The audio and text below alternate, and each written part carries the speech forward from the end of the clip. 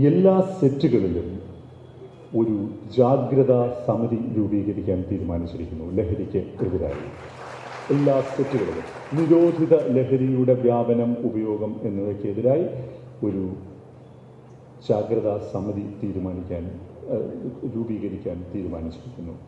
ആ ജാഗ്രതാ സമിതിയിൽ പ്രൊഡക്ഷൻ കൺട്രോളർ ഉണ്ടായിരിക്കും, സംവിധായകനുണ്ടായിരിക്കും, എല്ലാ വിഭാഗങ്ങളിലെയും ചീഫുമാർ ഉണ്ടായിരിക്കും.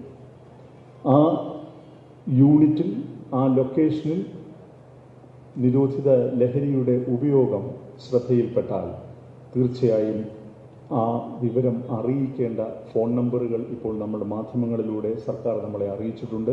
ആ നമ്പറുകളിൽ അറിയിക്കുകയും അതത് യൂണിയനുകളുടെ പ്രതിനിധികളെ അറിയിക്കുകയും ചെയ്യും.